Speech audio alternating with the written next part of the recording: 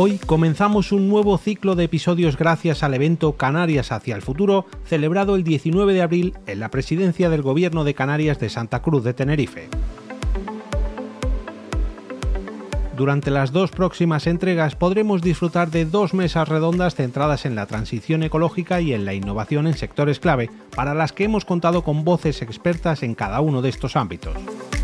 Además, previamente a estos dos paneles, podremos escuchar la intervención del presidente del Gobierno de Canarias, Fernando Clavijo, en el encuentro.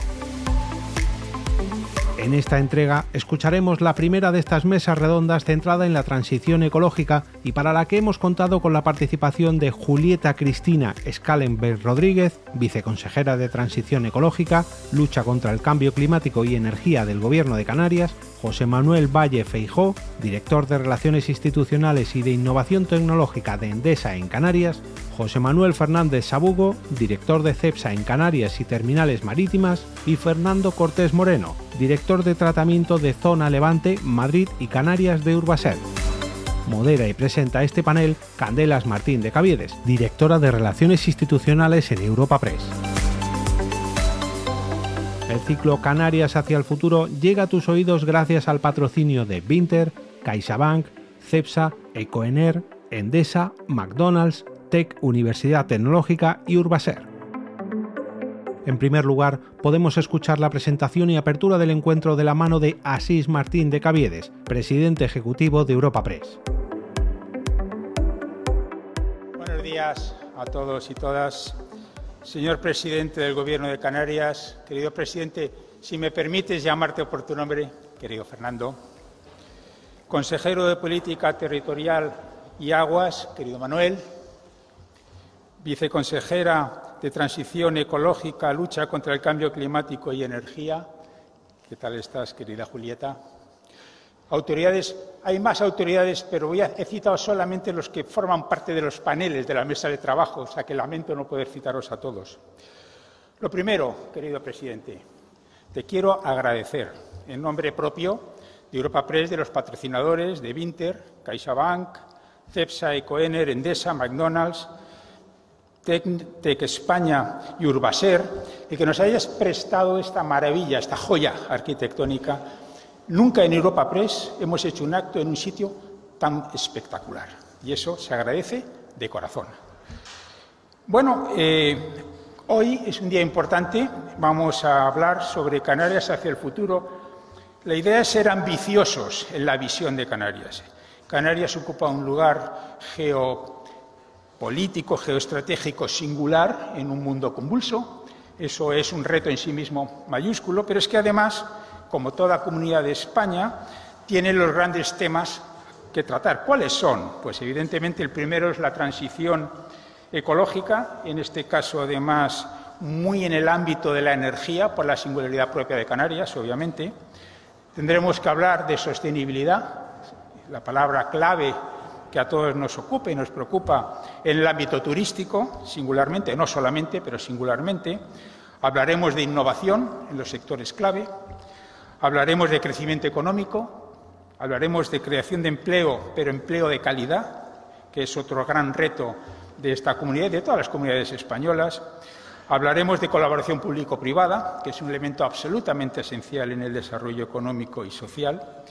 Y para ello vamos a tener dos paneles. Un primer panel que será dirigido por la viceconsejera, a quien he citado antes, nuevamente, y un segundo panel por el director de la Agencia Canaria de Economía, Sociedad de la Información, que serán los auténticos partícipes, junto con un grupo de empresarios de primer nivel de la península y sobre todo de Canarias. Y luego tendremos en el intermedio la intervención del consejero de Política Territorial, Cohesión y Aguas. Ese es el programa de esta mañana. Yo solamente vuelvo a repetir la bienvenida y el agradecimiento de Europa Press, de los patrocinadores, en la persona del presidente de la Comunidad Canaria, de nuestro buen amigo común, don Fernando Clavijo, a quien paso con honor la tribuna. Muchas gracias, presidente. Ocupa tú la tribuna.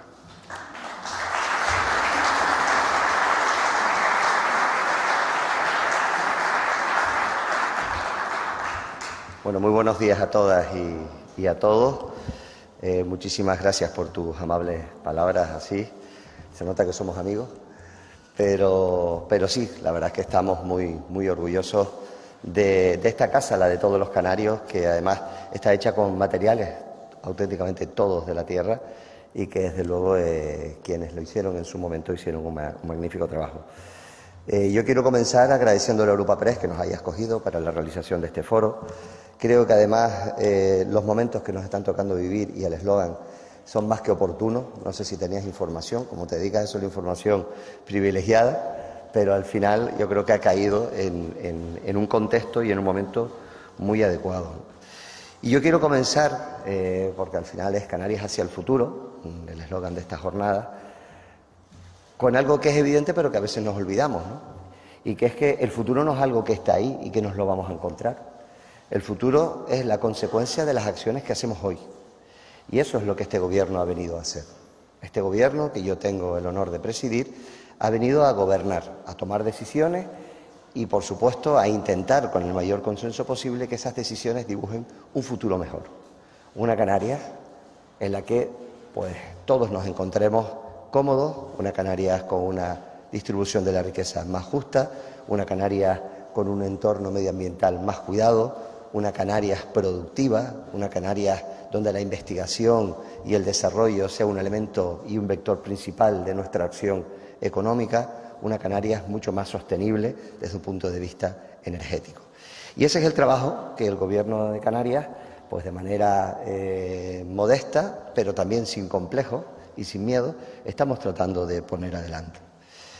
En su momento, y nos tenemos que retrotraer un poquito más atrás, pues creo que la pandemia nos demostró lo frágiles que éramos como archipiélago alejado de los continentes. Al final, en esa pandemia, donde tuvimos un cero turístico, donde pudimos experimentar en carne propia la vulnerabilidad de todo lo que consumimos y que viene del exterior, la dependencia del transporte, la dependencia energética, la dependencia de un sector como el turístico, y eso nos abrió una reflexión que al menos, por nuestra parte, nos llevó a hacer un trabajo de escucha colectiva que denominamos Canarias Te Necesita, donde muchos de los que están hoy aquí participaron de manera altruista y de manera desinteresada para hacer una reflexión.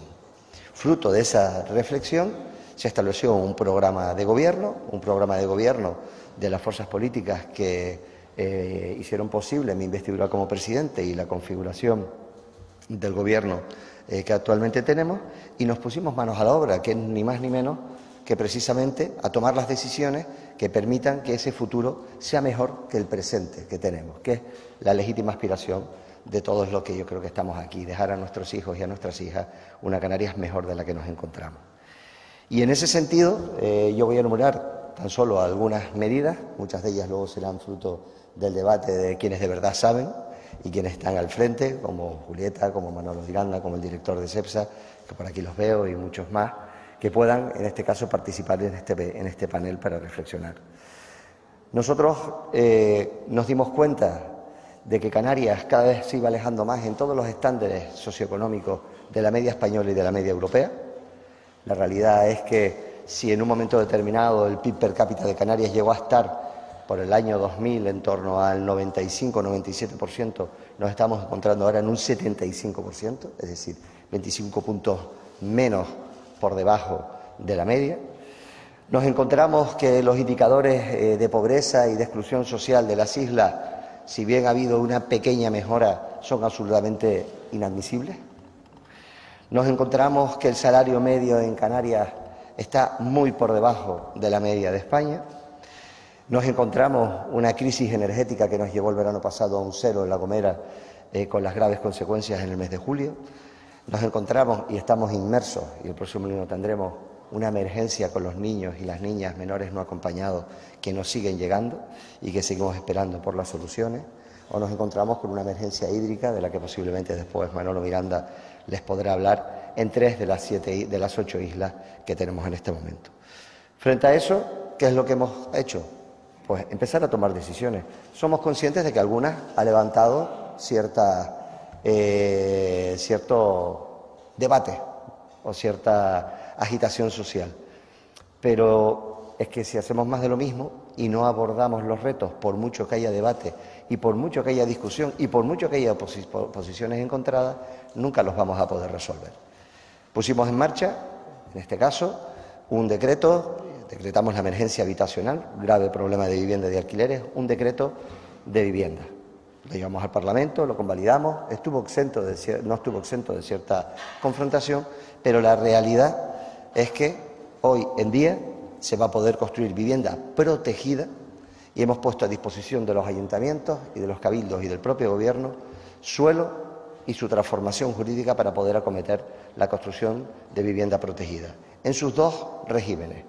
El especial, en definitiva, aquel para aquellas personas que obviamente pues tienen una situación muy grave, pero también el del alquiler sostenible, que es para aquella familia o aquella pareja que entre los dos pueden ganar 3.000 y pico euros al mes, pero que no se pueden ir porque es imposible con los alquileres que puedan salir adelante. Luego, esa es una de las medidas que hemos tomado. Está ahora mismo a exposición pública la ley de alquiler vacacional. Para que se hagan una idea, en los últimos 10 años el alquiler vacacional significa que se han introducido 435 hoteles de 500 camas, que son camas residenciales y que se han convertido en turísticas. ¿El alquiler vacacional es malo? No, en absoluto. Es una parte del producto turístico que Canarias tiene que tener como líder en el sector turístico, actividad de la que estamos muy orgullosos. Pero evidentemente tenemos que regularlo de tal forma que los servicios y las consecuencias de construir en 10 años 400 hoteles de aproximadamente 500 camas, pues tiene que ser, de alguna manera, poder ser gestionarse. Esa es una realidad que ahora mismo ha generado cierta controversia, pero yo tengo que decir que la consejera, mi compañera Jessica, ha sido valiente y ha puesto un texto. A partir de ese texto vamos a hablar, vamos a mejorarlo, vamos a escuchar, vamos a complementarlo, pero desde luego lo que no podemos es seguir mirando para otro lado, porque si no seguirán abriéndose hoteles sin que estén ajenos a la regulación que pueden tener cabildos, ayuntamientos o gobiernos. Hemos constituido un grupo de trabajo sobre la productividad. ¿Por qué? Porque la productividad creo que es una, tanto pública como privada, es un elemento crucial. Nuestros trabajadores ni son peores ni son más malos que el resto de los trabajadores del mundo.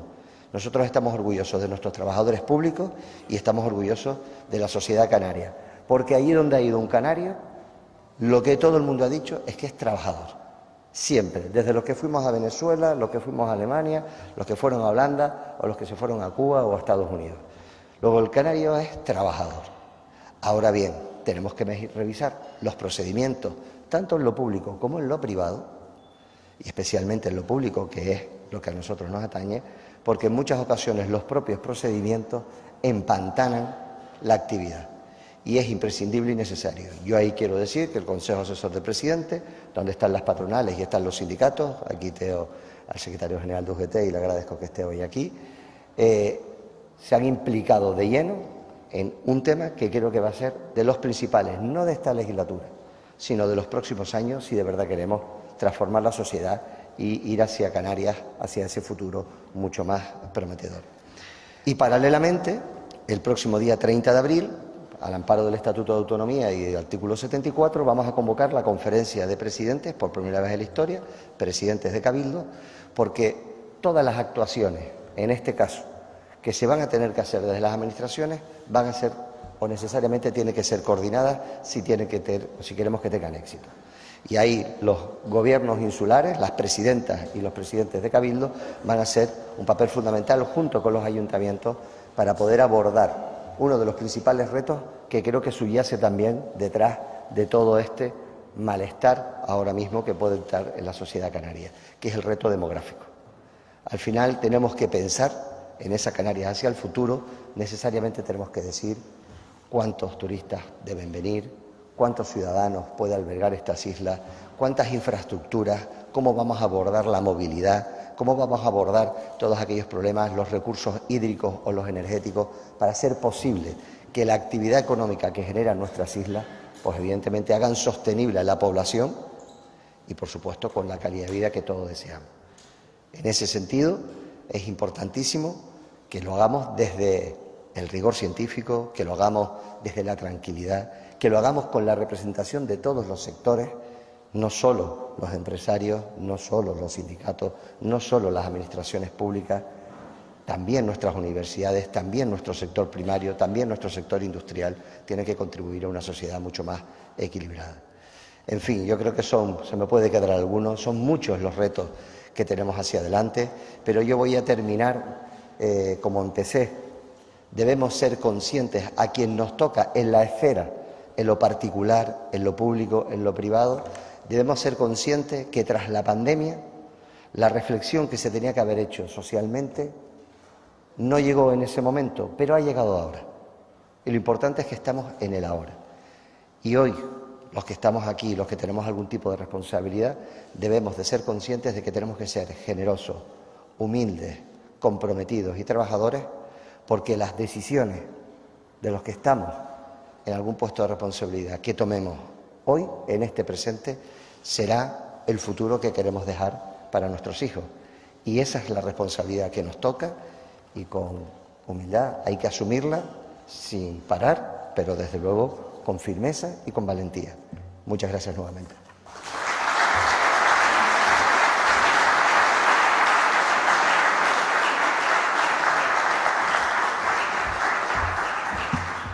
Muchas gracias, presidente, y por esa interesante reflexión sobre Canarias hacia el futuro, que es el título de esta interesante jornada. Vamos ahora a comenzar la primera mesa de diálogo sobre un tema tan relevante, como bien has apuntado, presidente, que es la transición hacia un nuevo modelo energético y productivo mucho más sostenible. Para Canarias, con esa riqueza natural, ese patrimonio único, la transición es clave, más aún teniendo en cuenta el reto que supone la insularidad, que dificulta la interconexión energética entre las islas y el continente. Esta transición pasa por apostar por un modelo más eficiente, por la circularidad, por maximizar el valor de los materiales y diversificar las fuentes de energía. Siendo conscientes que esta transición no es solo una necesidad ambiental, sino también una oportunidad económica y social, como bien también ha indicado el presidente. Y eso es lo que vamos a analizar en esta mesa, factores claves para avanzar en esta transición ecológica: innovación, tecnología, colaboración público-privada o el capital humano. Y para ello tenemos un fantástico panel que voy a nombrar y a invitar a subir a esta mesa. Por orden, José Manuel Valle, director de Relaciones Institucionales e Innovación Tecnológica Endesa en Canarias, por favor. Julieta Cristina Salenberg, o más bien nuestra viceconsejera de Transición Ecológica, Lucha contra el Cambio Climático y Energía. José Manuel Fernández Sabugo, director de CEPSA en Canarias y Terminales Marítimas. Y Fernando Cortés Moreno, director de Tratamiento de Zona Levante, Madrid y Canarias de Urbaser. Me dejaron en tribuna, pero está bien, estaremos bien igual. Yo quería comenzar esta primera ronda preguntando a toda la mesa cuáles serían las estrategias que contempláis para lograr esta transición energética, esta transición ecológica que hemos comentado. Comenzar contigo, viceconsejera. Un poco, ¿cuáles serían las prioridades de tu consejería? ¿Cómo avanzar hacia esta transición con los desafíos propios que tenéis de insularidad, de un mix energético todavía bajo en renovables? ¿Cuáles son un poco las prioridades y los objetivos que os planteáis? La verdad que nosotros desde que hemos llegado hemos sido, yo creo que muy ambiciosos en nuestros objetivos y no puede ser de otra forma. Yo creo que la situación es clara y tenemos que ir a las máximas que nos ofrecen y posibilita nuestro territorio. Por otro lado, también tenemos que cumplir con el Plan Nacional de Energía y Clima, que nos dice que Canarias tiene que llegar a un 58% de energías renovables en el 2030. Ahora mismo estamos en un 20%, entonces yo siempre digo que lo que nos hemos planteado es un reto muy difícil. Es un triple salto mortal hacia adelante en unos pocos años, es pasar del 20 al 60% en apenas unos años que nos quedan. Pero ese es el planteamiento con el que estamos trabajando y, como comentaba el presidente Fernando, esto no está exento de dificultades. Nuestro territorio es el que es, tenemos más de un 40% del territorio está protegido y además tenemos una alta densidad demográfica, tenemos una alta densidad turística, vamos a decirlo así, muchos turistas que nos visitan. En definitiva, un contexto general que nos lleva a una gran presión sobre el territorio. A esto le tenemos que unir cosas tan importantes, creo yo, como aumentar la soberanía alimentaria y encontrar sitios para tener unos recursos hídricos adecuados, sitios para el almacenamiento de energía. Pero al final tenemos el territorio que tenemos, con las restricciones que tenemos, con los retos que tenemos, con la población que tenemos y los millones de turistas que nos visitan. Hay que buscar sitio para todo eso. Yo siempre digo, las renovables no se instalan en el aire, en las nubes. Entonces, tenemos que llegar a la tierra para pasar de ese 20 hasta ese 60%. Y eso yo creo que es el primer reto que se ha planteado esta consejería y que es un reto de un tamaño, yo creo que sin igual. Para ello, ¿qué estamos haciendo? Pues bajar a varios niveles. Primero, bajar al nivel de los cabildos, porque al final los cabildos son los que tienen las competencias sobre el territorio. Estamos intentando llegar a acuerdos con cada uno de los cabildos sobre cuáles son las zonas a desarrollar dentro de sus islas, pero partiendo de unas premisas que no se habían tenido en cuenta antes, que no solamente tenemos zonas protegidas, que tenemos un montón, como hemos visto, más del 40%, sino que tenemos una biodiversidad muy rica. O sea, más allá de las zonas protegidas, la biodiversidad que está en muchas zonas que no tienen una figura de protección, están afectando claramente los expedientes que nos encontramos sobre la mesa cuando hemos llegado de energías renovables. Entonces, todo ese trabajo se está haciendo desde la consejería a nivel interno, con biodiversidad, con los cabildos a nivel externo, para llegar a lo que hemos llamado las zonas de aceleración de renovables. Esas zonas de aceleración de renovables lo que van a hacer es pintar sobre el territorio, de una forma definitiva, ese objetivo del 60% para el 2030. Y dar una señal clara también a los promotores, porque ahora mismo los promotores no tienen una señal clara de dónde se tienen que ubicar. Pues van buscando donde pueden, donde tienen un acceso a la red, donde le dan un enganche, donde les permite la ley, pero muchas veces el procedimiento avanza y llega un momento y se encuentran con un informe de biodiversidad negativo, llega una piedra en el camino que hace que hayan perdido tiempo y esfuerzo y dinero. Y vamos a intentar darle vuelta a esa situación. Yo lo que quiero es que se instalen megavatios y no que se instalen expedientes contra la Administración. Y últimamente lo que estamos consiguiendo son muchos expedientes contra la Administración y pocos megavatios. Esa es la vuelta un poco importante que creo que le estamos dando a cómo nos planteamos el llegar a ese objetivo, primero del 60% y después del 100%, pero ahora estamos concentrados en el 60%. Esas zonas de aceleración de renovables no solamente van a ser una zona conocida, sino que van a tener un trámite de, yo creo que incidía ahora también el presidente de forma muy precisa, van a tener un trámite mucho más acelerado y mucho más simplificado. ¿Por qué? Porque vienen prebendecidas, por así decirlo. Hay un acuerdo previo con biodiversidad, con medio ambiente, con los cabildos. Entonces, prevemos luego que lo que sea el trámite sea una cosa muy, muy rápida para poder empezar a instalar megavatios cuanto antes. Eso en primera instancia. Y luego tenemos otros retos, no tanto en la parte renovable, pero que también afectan, y yo creo que todos también somos plenamente conscientes con las olas de calor que hemos vivido, que esto nos va a afectar también al turismo que tenemos, cómo se va a distribuir, los recursos hídricos que merman también porque llueve menos. Entonces, en toda la parte de cambio climático tenemos toda una serie de retos que también estamos avanzando en ellos. Estamos trabajando en las figuras de refugios climáticos, estamos viendo cómo adaptar nuestras islas y estamos también haciendo un ejercicio que yo creo que no se había hecho antes, de intentar poner los dos mundos juntos. Y cuando digo los dos mundos juntos, es un refugio climático implica muchas cosas, pero implica desde luego tener sombras donde refugiarse. Bueno, pues lo que estamos intentando es impulsar figuras como las pérgolas fotovoltaicas. Es decir, yo te creo una sombra y un ambiente con vegetación, humedad, pero además encima estoy poniendo placas fotovoltaicas para crear electricidad sostenible. Estamos intentando dar todo un conjunto, una visión global de hacia dónde tenemos que ir, pero yo creo que también estamos incidiendo justo en los problemas que nos encontramos cuando llegamos, que son diversos y desde luego son también parte de que estemos en ese 20% que desde luego queremos cambiar. Y los sistemas de almacenamiento, que también estamos buscando ubicaciones y proyectos donde poder dar ese salto para almacenar renovables, desde luego. Muchas gracias. Ya voy a pasar. Prefiero estar en la mesa sentado con vosotros. Me ha parecido muy interesante, viceconsejera, esos desafíos que planteáis, también cómo los pretendéis resolver y esa doble esa doble vía, ¿no? La vía energética y la vía de la apuesta a sostenibilidad, que además es precisamente lo que representa esta mesa y lo que representan los empresarios que tenemos aquí sentados. Y yo quería preguntarte, empezando por Endesa, por ti, José Manuel, un poco cómo desde vuestra compañía, que sois líderes aquí en Canarias y también en España, estáis contribuyendo a esta transición energética que bien mencionaba la viceconsejera, a aumentar este mix de producción hacia más energías renovables, pero a la vez garantizar el suministro. Bueno, cuéntanos un poco cuáles son vuestras prioridades y vuestra estrategia.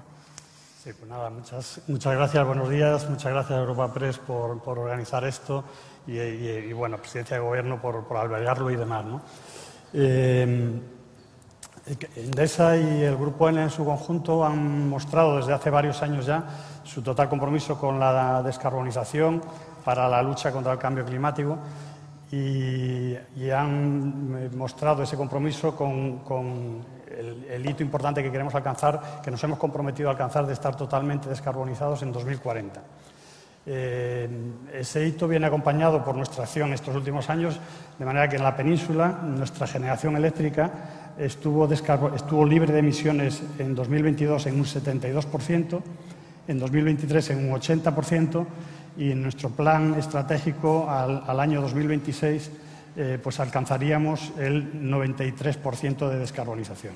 Es decir, que nuestro compromiso viene respaldado con hechos pues muy relevantes y vamos encaminados hacia ese objetivo, hacia lograr ese objetivo, que estoy seguro que lo conseguiremos pues con esta descarbonización tan rápida. ¿Esto cómo ha sido posible realizar este camino tan rápido? Pues bueno, en primer lugar, en la península tenemos mucho más margen de libertad para actuar que aquí en Canarias. Aquí en Canarias todo está regulado, no se pueden cerrar grupos de carbón como se han cerrado en la península. En la península también llevan una tramitación, pero hay más libertad para hacerlo que aquí en Canarias, ¿no?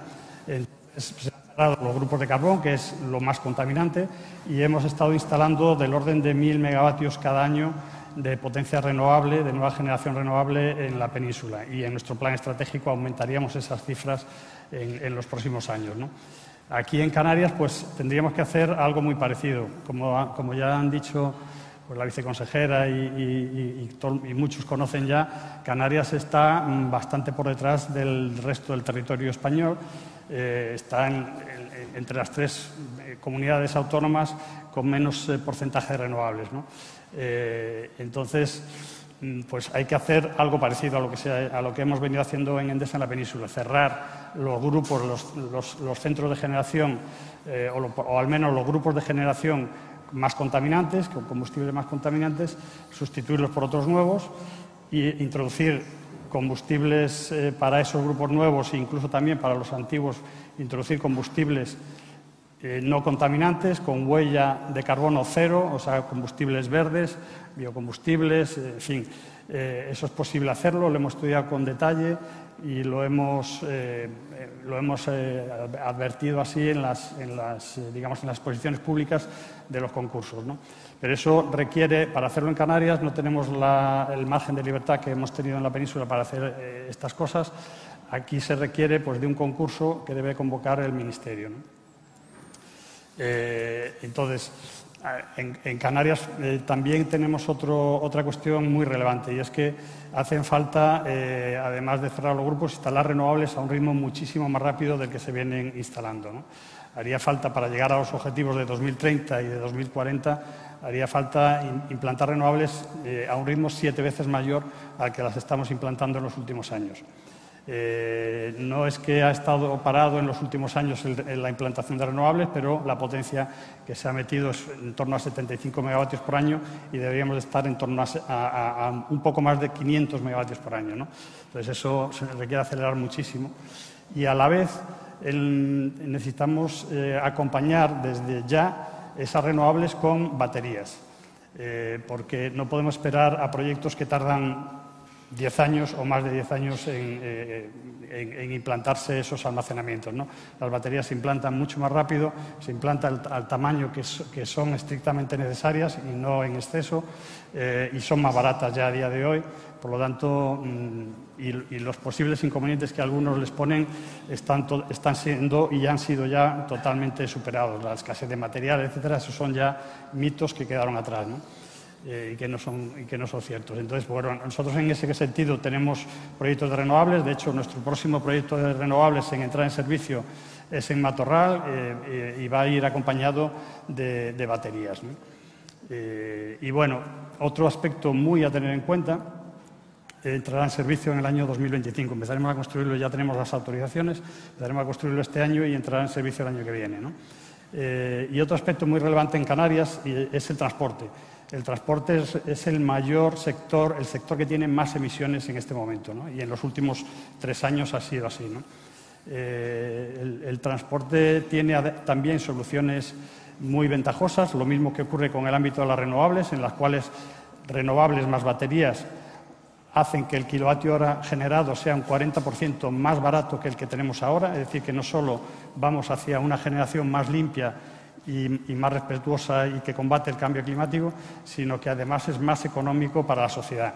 Con lo cual, pues hay que apostar por él fuertemente. Y pues con el transporte ocurre exactamente lo mismo. El coche eléctrico en su compra es más caro, pero en su vida útil es más barato para el usuario porque te ahorras mucho dinero cada año, te puedes ahorrar unos 1.000 euros en combustible cada año con un coche eléctrico. Entonces, es necesario apostar por la movilidad eléctrica y es muy importante en Canarias para combatir ese sector que es el de mayores emisiones. Y la compra, la adquisición de vehículos eléctricos hay que acompañarla con la instalación de una red suficiente de puntos de recarga. Ahí estamos trabajando. En este momento tenemos en Canarias 300 puntos de recarga de acceso público ya en servicio y terminaremos el año 2024 con más de 400 puntos de recarga de acceso público para la ciudadanía, ¿no? Entonces, ahí hay que dar buenas noticias en el sentido de que las tecnologías son muy maduras, son rentables y además nos sirven para combatir el cambio climático, con lo cual hay que acelerar. Pero también hay que acelerar en el transporte porque también vamos un poquito por detrás de la media de España, ¿no?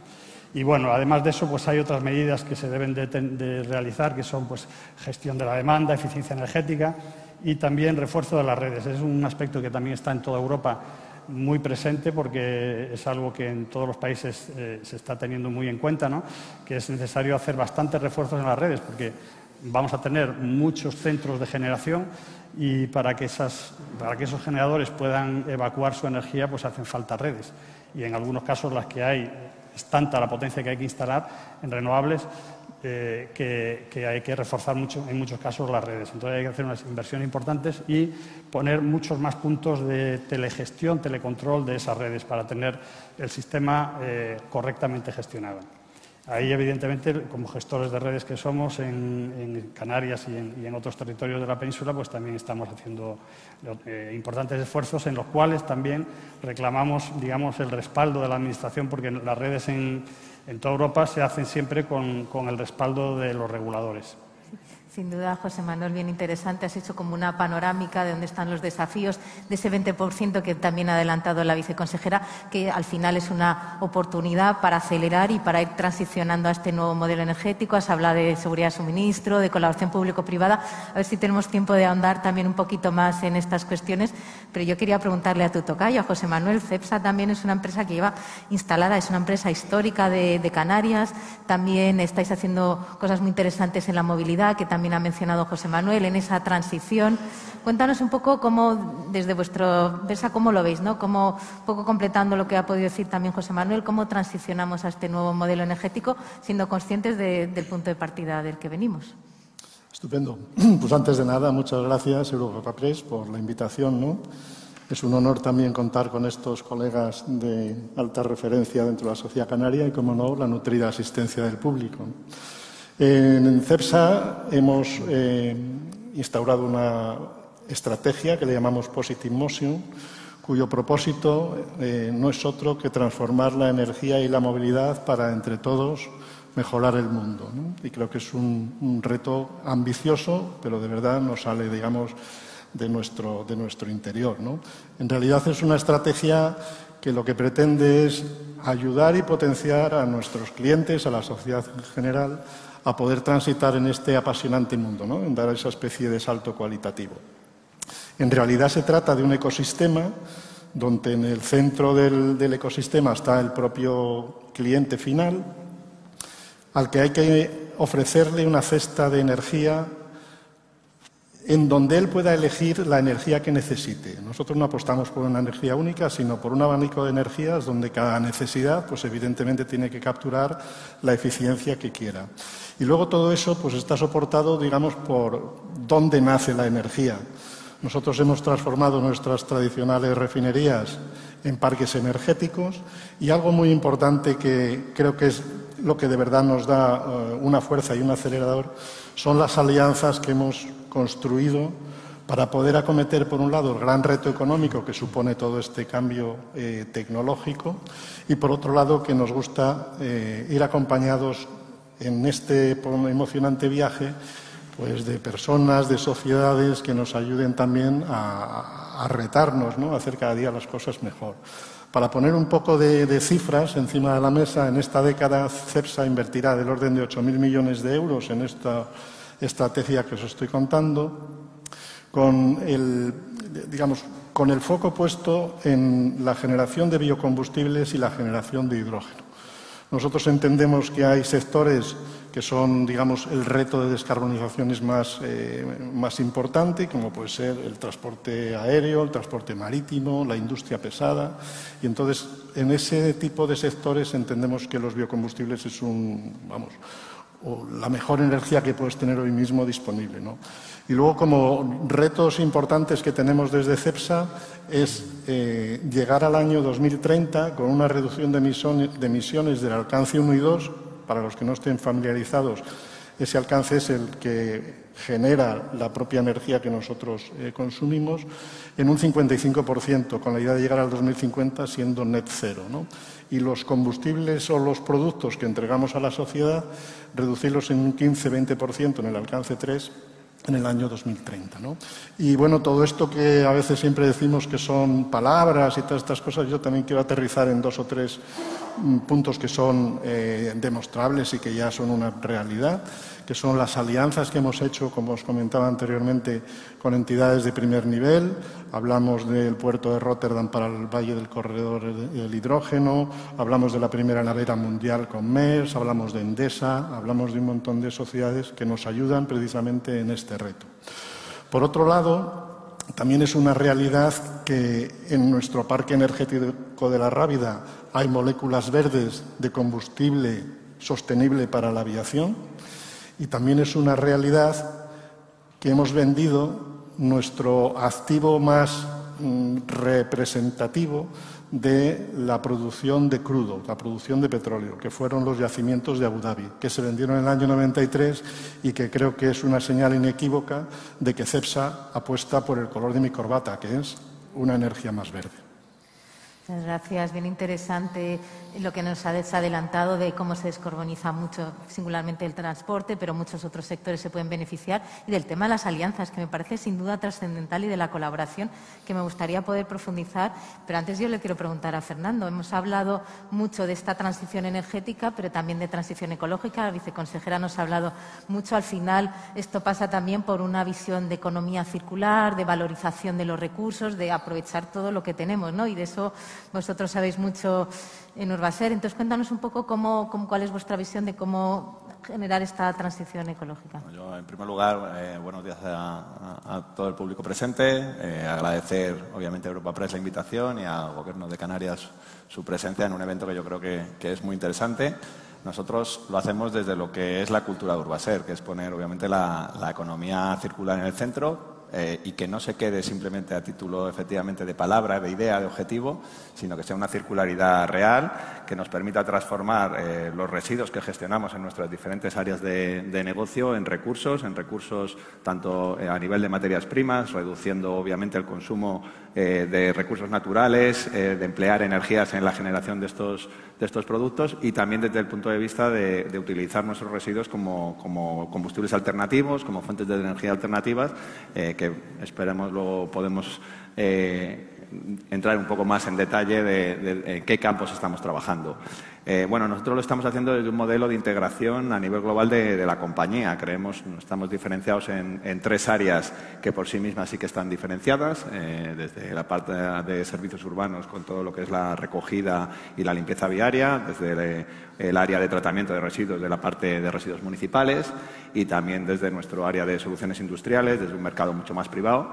Pero creemos que nuestras 3 áreas tienen sinergias que son importantes si queremos llegar a los porcentajes de cumplimiento y hacerlo de una forma eficiente y de una forma, obviamente, sostenible con el medio ambiente. Los objetivos son claros, nos los ha puesto la Ley de Residuos, el Real Decreto de Envases, obviamente en defensa de lo que es la jerarquía de residuos, que el primer punto y el origen tiene que ser en una reducción precisamente de los residuos.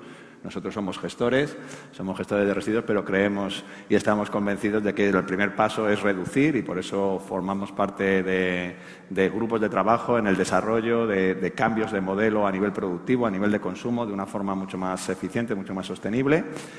Posteriormente, reutilizando, estamos empujando mucho en ciertas áreas funcionales nuestras, como son puntos limpios, plantas de transferencia, complejos ambientales, que es necesario reutilizar materiales que nos llegan a nuestros complejos en un estado que con pequeñas restauraciones, pequeñas reparaciones, se pueden volver otra vez a involucrar en el mercado y hacer partícipe al mercado local, a las parte de la sociedad más desfavorecida, integrarla dentro de toda esta reutilización.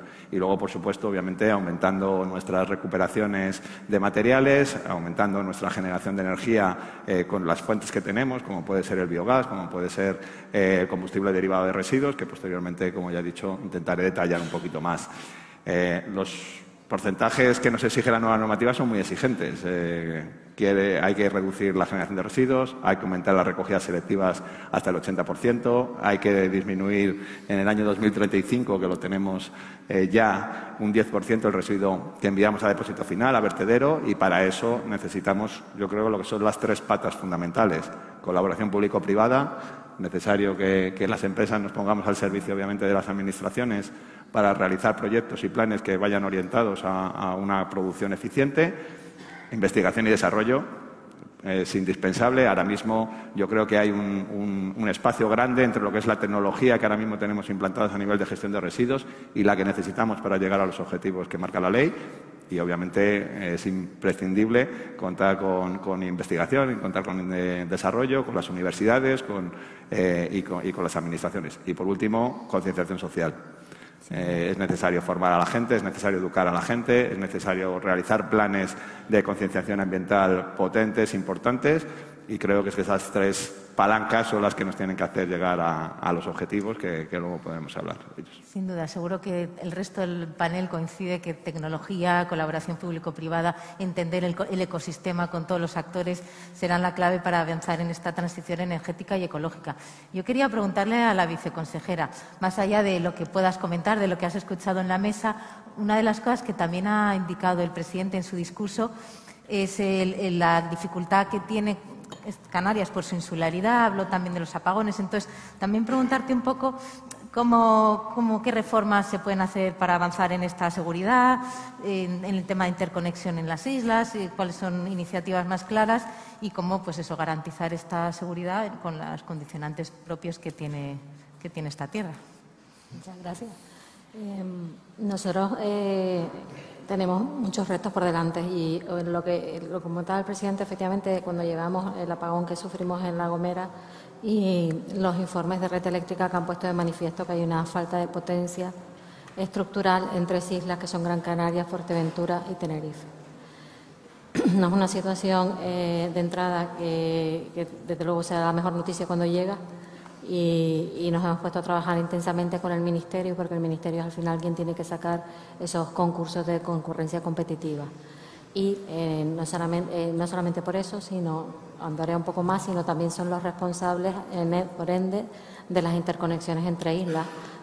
La materializa Red Eléctrica, pero mediante orden ministerial también. O sea, que cuando hablamos de estos grandes cambios estructurales, el paso necesario es ir a través del Ministerio. En ese sentido, la verdad es que yo tengo que comentar que nosotros nos reunimos con el Ministerio del orden de una vez cada 3 semanas. Tenemos una relación muy fluida y estamos caminando con pasos firmes y bastante ágiles en todas las tramitaciones que tienen que ver con ello. Tuvimos lo que se llamaba el concurso express. Ahora mismo se ha mirado también el tema de la concurrencia competitiva, que esperemos que salga a final de año, que eso permitirá pues renovar los grupos convencionales, que hace mucho tiempo que no se renuevan, poner grupos más pequeños, más ágiles, con mínimos técnicos más pequeños, para que nos hagamos una idea. Mínimos técnicos más pequeños quiere decir que casi que se puedan poner a cero. ¿Qué nos va a permitir eso? Meter más renovables en el sistema. Si tenemos un sistema fósil convencional que nos ayuda a transitar, vamos a poder meter más megavatios hora en el sistema eléctrico. Estamos trabajando en el tema de almacenamiento, a nadie se le esconde, ya lo comentaba también José Manuel. Si no hay almacenamiento, no hay renovables. O sea, nosotros podemos seguir poniendo megavatios hora en el sistema, pero nuestras curvas de vertidos es cuando paras las renovables, están instaladas porque el sistema no es capaz de absorberlo. Es una curva exponencial. Empezamos hace 3 años con un 3 y pico, el año pasado empezamos con un 1 y pico, hace 2 años 3 y pico, cerramos el año pasado con cerca de un 7 y vamos a ver dónde cerramos este año. Es exponencial, se está duplicando cada año. Para evitar eso, lo que tenemos que seguir metiendo renovables en el sistema, porque ese es nuestro objetivo, pero tenemos que poner sistemas de almacenamiento a gran escala, como los hidráulicos, pero los saltos hidroeléctricos, pero también sistemas a menor escala, como comentaba José Manuel ahora con el tema de baterías. El tema de interconexiones nos va a dar también más fiabilidad. Ahora mismo se está construyendo Tenerife-La Gomera, cuya expectativa es que se inaugure en el 2025, y nosotros en la planificación de red eléctrica, que estuvo ahora también en alegaciones, hemos vuelto a pedir, porque ya se había pedido con anterioridad, pero hemos pedido que se ponga en fase de operación, no en plan B, la interconexión entre Fuerteventura y Gran Canaria. Esos refuerzos son necesarios. En un futuro, muy futuro, se podrían prever también algunas otras interconexiones y luego hay algunas que por la profundidad prácticamente van a quedar descartadas. Pero hay que actuar en todos esos niveles. Hay que mejorar la parte convencional, hacer que esa parte convencional acompañe a las renovables, que facilite su integración. Hay que poner sistemas de almacenamiento, hay que mejorar las interconexiones en la medida de lo posible. Sin todo ese marco, no vamos a poder llegar a ese objetivo del 60%. Entonces, por eso digo yo, el reto no es poner molinos y poner placas fotovoltaicas. No, hay que poner molinos y hay que poner placas fotovoltaicas, pero el reto es mucho mayor. Hay que hacer que todo el sistema converja. Y por no hablar de temas tan interesantes como lo que acaban de hablar, la gran olvidada, el transporte. Nuestra transición energética está fundamentada en un 20% de renovables en el sistema eléctrico, pero si lo miramos en el global es un 5%. Nuestro sistema energético sigue dependiendo a un 95% de los combustibles fósiles. ¿Por qué? Porque el sistema eléctrico es apenas 1/3 del consumo energético. La gran tarta se la lleva el transporte y ahí prácticamente no tenemos casi ningún, un 0 con algo % en los índices que estamos de renovables.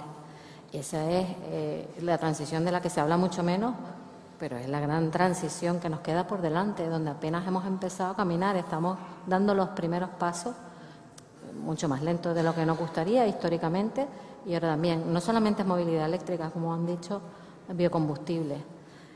En la parte de transporte terrestre están los vehículos eléctricos y hay más alternativas, pero en la parte marítima y en la parte aérea tenemos que mirar cómo enfocar, y casi básicamente todos nos apuntan a los biocombustibles y ahí soy consciente de que se está trabajando muchísimo también con la Consejería de Transición Ecológica para dar esa vuelta y empezar a lo que vemos como un residuo, que también es un problema, porque cuando vamos a nuestros complejos ambientales están totalmente colmatados.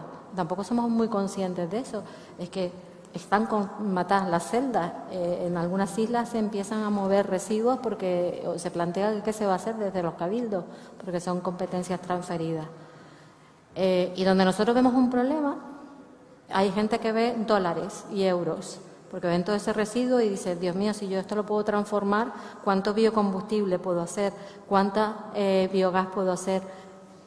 Y esa es yo creo que el salto que tenemos que dar en la mentalidad de decir, no es un residuo, es un gran valor que tenemos acumulado y le tenemos que dar la vuelta. Y tenemos que hacer que eso contribuya a la descarbonización de Canarias, que cree empleo de calidad. Y otra cosa que han nombrado, por supuesto, y yo creo que es una de las grandes claves, economía circular. O sea, somos un territorio fragmentado, somos un territorio alejado. Lo que estamos haciendo hoy en día muchas veces con los residuos es, y aquí me voy a meter en un tema que es bastante polémico, a veces cogemos plásticos y terminamos mandándolos a China para que se reciclen allí. O sea, creo que tenemos que empezar a ver la circularidad y qué se puede hacer en Canarias, darle una vuelta a cómo tenemos planteado todo ese sistema. Sistema alejado, fragmentado, tenemos que intentar hacer todo lo que podamos en economía circular. Todo lo que se pueda que llegue y se recircule, cree puestos de trabajo y cree valor añadido al final y se quede en Canarias, va a ser lo que probablemente nos vaya a dar ese salto cuantitativo en la balanza comercial que tenemos, depender menos del exterior, depender más de nosotros. Y al final es un discurso, es decir, es que queremos que Canarias dependa más de nosotros y menos del exterior. Energéticamente eso solamente se consigue con renovables. Tenemos que aumentar la soberanía alimentaria y lo que tenemos que dar la vuelta a toda la parte de residuos, invertir en economía circular y hacer que Canarias cada vez tenga más recursos propios. Sin duda, viceconsejera. Yo, no sé, el resto del panel escuchando a la viceconsejera coincidís en mucho. Yo veía ahí que asentíais mucho, José Manuel, esa visión holística que ha dicho la consejera de sí, energías renovables, pero cuidado con la infraestructura que tenemos, vamos a hacer un mix adecuado, vamos a abordar, no sé si quieres añadir algo más, cómo puede ayudar la Administración, tras escuchar a la viceconsejera. Nada, totalmente de acuerdo, que estamos muy alineados, como decimos, porque todos buscamos el ir hacia la total descarbonización y son los puntos esenciales, ¿no? Simplemente para enmarcar un poquito todo esto, reforzaría un poquito la idea de que es importante acelerar en el ritmo de transición, porque el cambio climático está acelerándose, está yendo más rápido de lo que nos anunciaban los científicos, ¿no? Que el Acuerdo de París, el Protocolo de Kioto, etcétera, apuntaban a que no superáramos el 1,5 grados de temperatura a final de siglo, a final de este siglo, y resulta que en estos últimos 12 meses la temperatura global del planeta está 1,56 grados, ha estado 1,56 grados por encima de la era preindustrial, que es la que se toma como referencia. Con lo cual, significa que eso que no queríamos superar en el año 2100, estamos en este momento superándolo, estamos en este momento ya por encima. Es decir, el calentamiento estos son datos del Servicio Copernicus de la Unión Europea, datos de la NASA, y cuando le preguntaba a un científico de la NASA que qué es lo que provocaba ese acelerón, ese calentamiento, si era el efecto del Niño, etcétera, que está ahora en fase alta, él decía que somos los humanos los que calentamos el planeta con el CO2 que emitimos y el Niño simplemente está bailando sobre nuestras cabezas, ¿no? Es un resumen muy gráfico, ¿no? Entonces, hay que acelerar en la lucha contra el cambio climático. Entonces, en ese sentido, es importante, yo destacaría 3 aspectos así de máxima importancia, de máxima prioridad. Por un lado, se está trabajando en una convocatoria de un concurso para renovar el parque de generación, porque es cierto, nosotros lo veníamos diciendo desde el año 2016, que había que renovarlo, que había que convocar ese concurso para renovarlo. Vamos a ver si se convoca en este año 2024, porque el Ministerio va retrasándolo una vez y otra y tal, y lo va retrasando, ¿no? Entonces, pues bueno, esperemos que ya no se retrase más y que esté muy cerca, ¿no? Y en ese concurso, además de abordar el problema de la seguridad de suministro energético, se puede incorporar biocombustibles, de los cuales habéis estado hablando y yo también lo había tocado de paso, ¿no? Se pueden incorporar combustibles con huella de carbono cero, biocombustibles o combustibles verdes obtenidos de materia orgánica, pues se puede incorporar a los equipos de generación nuevos que se implanten y también a los equipos existentes, a una gran parte de los equipos existentes se podrían incorporar ya también, ¿no?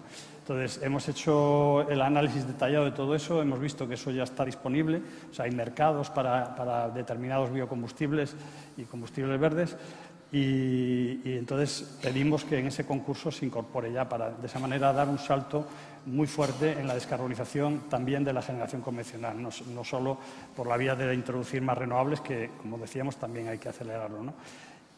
Punto número 1, introducir ya esos biocombustibles. Segundo, para acelerar la implantación de las renovables es importantísimo esa zonificación en la que la viceconsejera nos está diciendo que llevan trabajando prácticamente desde el minuto 1 en el que se incorporaron en la consejería. Eso es algo en lo que distintas administraciones anteriores han trabajado en las últimas legislaturas, en varias legislaturas ya se ha trabajado sobre ello, pero nunca se ha llegado al final de ese camino de definición de esa zonificación. Y en ese sentido, esa nomenclatura de zonas de aceleración renovable es la nomenclatura que utiliza la Directiva 2413, que fue aprobada en octubre de 2023 por la Unión Europea, para las cuales invita a los, será de obligado cumplimiento, se incorporará hasta ahora en fase, en periodo, para que los países miembros la incorporen a sus legislaciones, y ahí se propone que se definan estas zonas de aceleración renovable. El plan de definición de las zonas llevaría un estudio de impacto ambiental para que luego los proyectos estuvieran exentos de ese estudio de impacto ambiental y tuvieran una tramitación acelerada en un periodo de un año, máximo un año, para ser aprobado un proyecto de renovables en esas zonas y con silencio administrativo positivo y con la declaración de interés público superior para esos proyectos, ¿no?, en esas zonas, ¿no? Lo cual significa que la Unión Europea nos invita a definir las zonas de renovables. Hay que trabajar en ello y hay que llegar al final de ese camino y implantarlo efectivamente, ¿no? Y el tercer punto para acelerar en el camino de las renovables es, como decía antes también un poquito, ahora lo puedo explicar un poco más, la definición del marco normativo para las baterías, ¿no?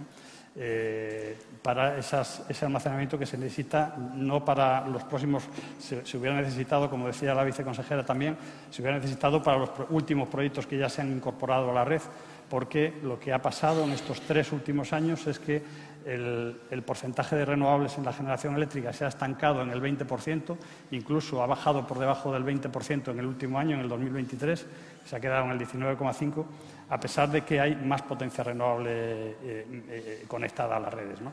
Lo cual es una evidencia más que notable de que ya eran necesarias las baterías antes, porque son las baterías, como digo, el sistema que mejor responde técnicamente, porque son más rápidas en su variabilidad de régimen de funcionamiento, son más rápidas que las propias renovables, que varían muy rápido, ¿no?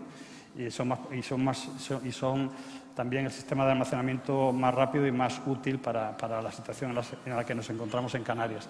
De hecho, otros países, por ejemplo, Australia, está creando en este momento subastas de renovables para instalar del orden de 2.000 megavatios hora de almacenamiento en un sistema que es mucho más grande y que tiene, en principio, menos necesidad que nosotros de esas baterías. Y está haciendo subastas para instalar esas cantidades tan grandes de baterías, ¿no?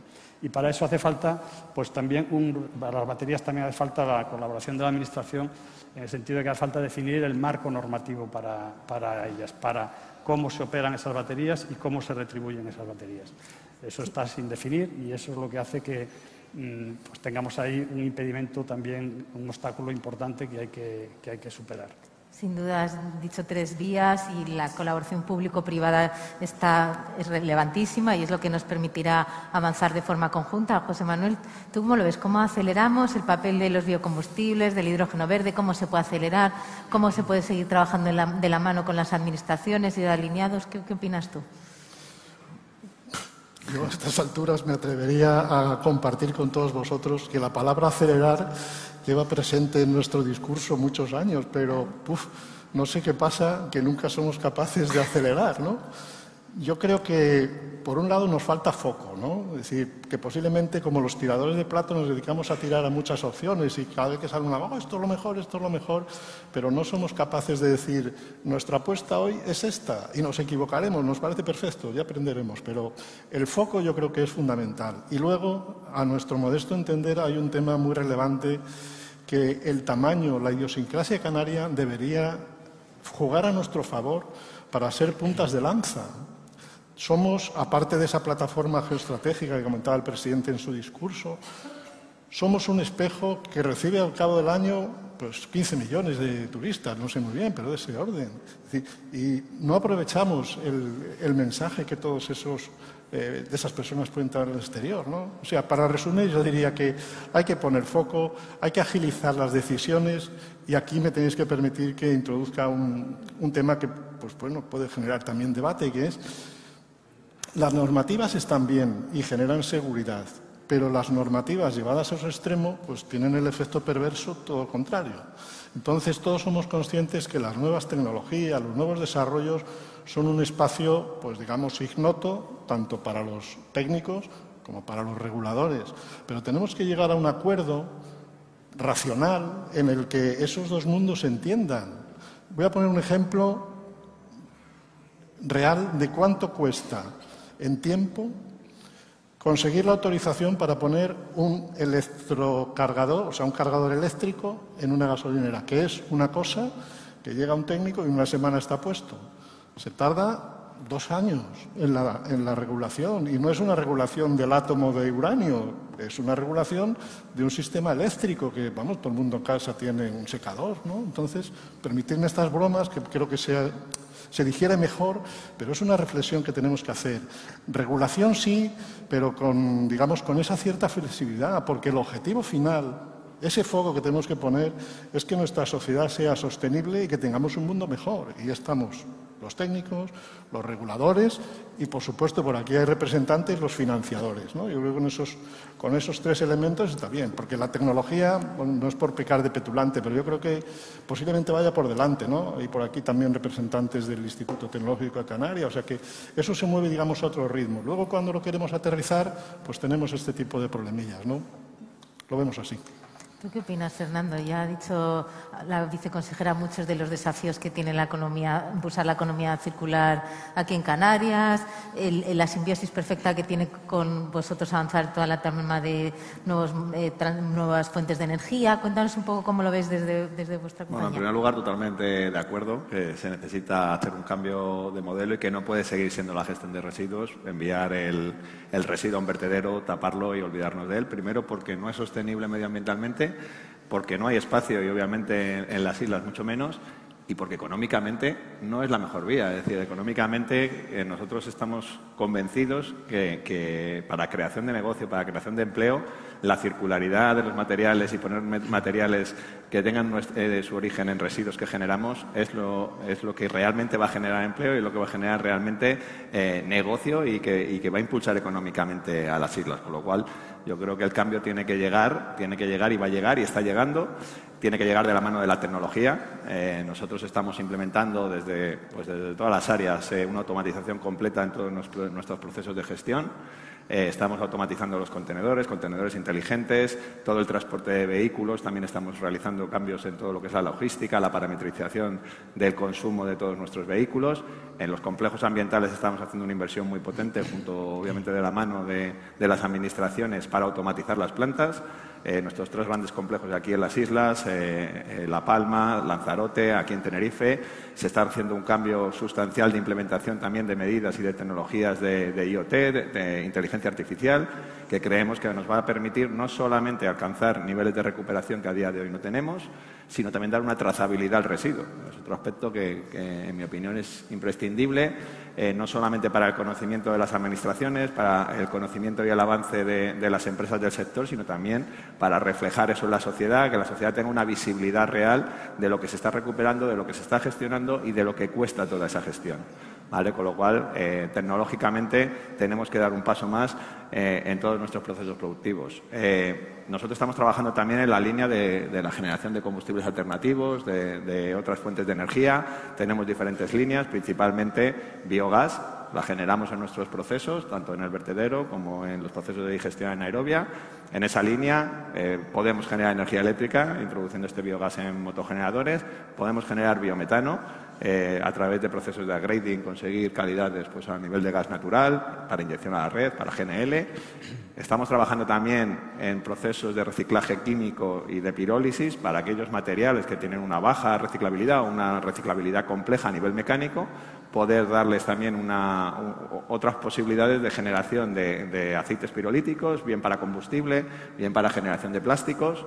También estamos trabajando en lo que conocemos como como CDR o CSR, que es combustible derivado de residuo, mediante sistemas de trituración, de secado, de mejora de la calidad de estos combustibles que se pueden incorporar a diferentes tipos de industrias, siendo alternativas a combustibles obviamente de origen fósil. También estamos trabajando en la valoración energética de residuos, que hay que entender que tiene que ser una pata más, no principal. No tenemos que ir solamente por esa línea, pero es una pata más para dar solución a esa reducción necesaria de vertido que cada día más nos está impactando, ya digo, no solamente desde un punto de vista medioambiental, sino desde un punto de vista económico. Ha entrado un nuevo impuesto al vertedero, ha entrado una nueva tasa de gases de efecto invernadero. Todo eso va a impactar económicamente en los costes de enviar el residuo a vertedero y le tenemos que dar otras posibles salidas.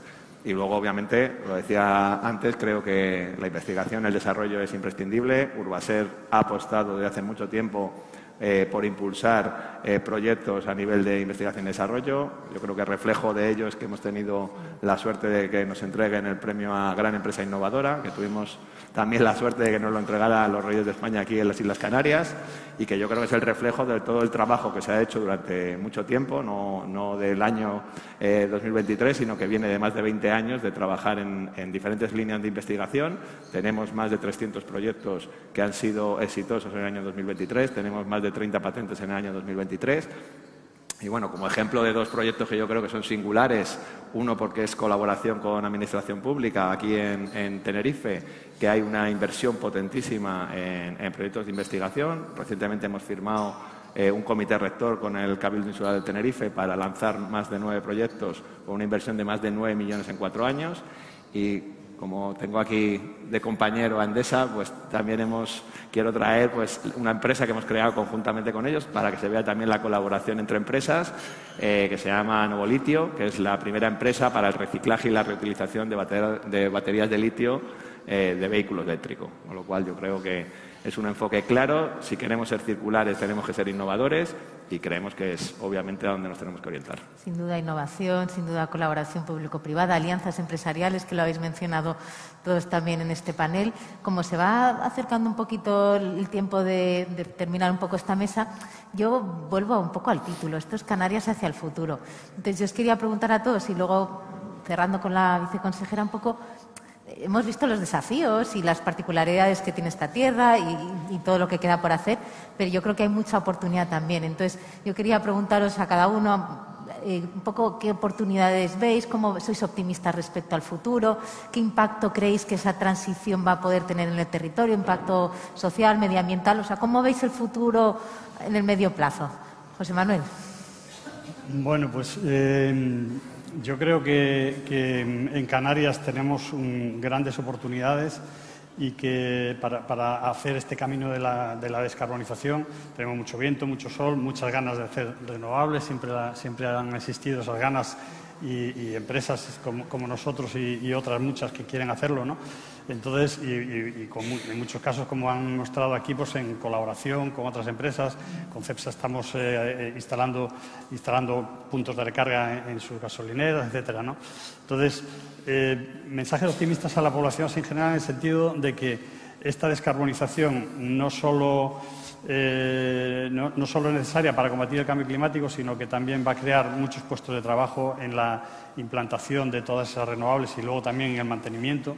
En el mantenimiento de todas ellas creará efectos positivos sobre el turismo, porque nos destacaremos más como un destino turístico de calidad, respetuoso con el medio ambiente, y yo creo que ese es el camino por el que tenemos que ir en Canarias para distinguirnos de otros destinos que serán, muchos de ellos, pues menos respetuosos.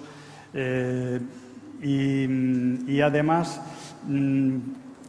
Debemos de buscar la colaboración también con las administraciones y con los mensajes públicos, en el sentido de que es posible hacerlo y no es necesario destruir todo nuestro territorio llenándolo de molinos y de placas fotovoltaicas y demás, ¿no? Si se hace el análisis seriamente, nosotros lo hemos hecho en 2020, no se había hecho ningún análisis total de la total descarbonización hasta esa fecha, y nos salía que solamente es necesario ocupar el 1,9% del territorio total de Canarias. Son necesarias 14.000 hectáreas de las 750.000 que tiene Canarias. Entonces, hay que ser conscientes de que algún pequeño peaje hay que pagar, pero ese 1,9% yo creo que es un peaje muy pequeño y que es muy necesario concienciar a la población. Entonces, en este sentido, las administraciones con competencias en ordenación territorial, en medio ambiente y en energía deben de impulsar estos cambios de normas que hemos dicho y esta facilitación de las renovables para hacerlo, porque nos proveerán un destino mejor al final de ese camino, ¿no?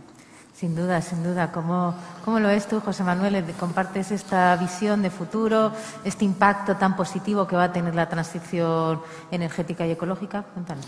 Yo lo veo, ilusionante 100%. Tomo otra vez las palabras del presidente, el futuro no está, hay que hacerlo.